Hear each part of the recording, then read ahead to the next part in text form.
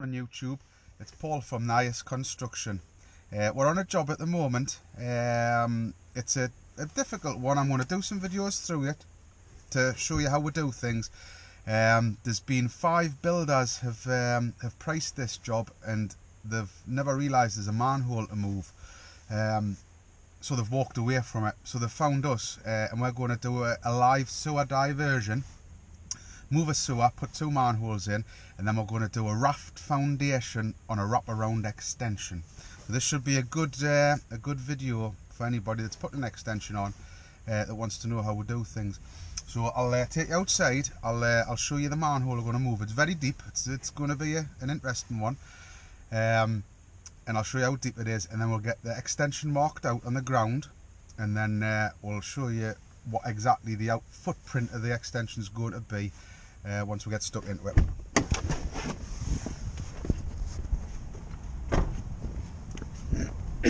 This is the machine we're going to be using.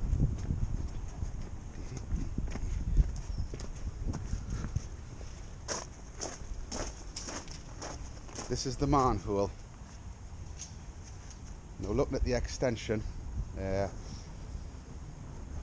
always look at the manholes first, and this is the depth of it.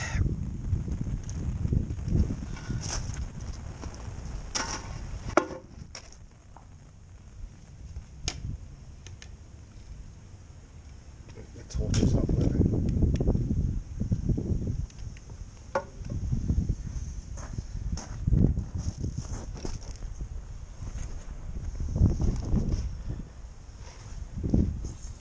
Good depth.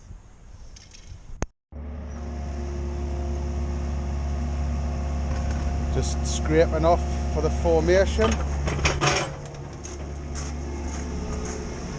This is the grub line with the scaffold wrap for the extension. That's brickwork. The dotted line's brickwork to there. This is just where we're grubbing out for the scaffold wrap that goes around the extension. That's it. This is grubbed out for the raft foundation. Obviously we've got the drain to move, but we're just going to grub out where our raft foundation's going. Michael just battering that off so it's nice and safe, keeps it watertight, stops it going to mush when it rains, hopefully it doesn't rain. And that's where manhole. I'm going to show you that in a minute how deep it is because my light's charged up. But yeah, that's roughly where the extension's going to be. The manhole with a bit of light. That's how deep it is. Quite a deep one. The depth will be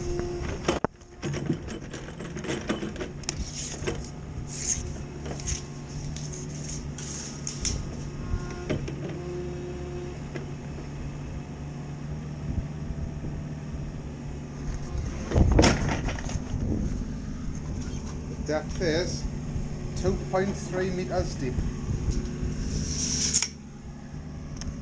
on the raft. Now we've got the raft down to formation level, which is this is the bottom of the stone. There's type 1 road stone to go on here, approximately 150 mil, and then we're going to dig a toe for the brickwork. Now this is the old foundation, which is very poor construction. That's path height. This is damp course. That's path height on most properties, which means that your found's only, I think, about 100 mil thick, and they've used random rubble with a bit of cement back in the day. I think this house was constructed in the 1960s, and that's what the air brick looks like. See a little hole in there in the centre, and that's an air brick.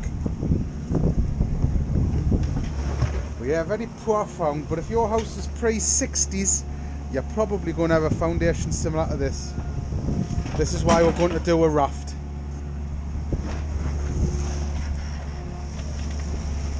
Our precast rings here and our biscuit. This is a non-entry manhole, so we don't have any step irons in. So we're going to install them on top of a base to bring up to ground height. Biscuit goes on the top. They're the wrong covers, so we're not using them.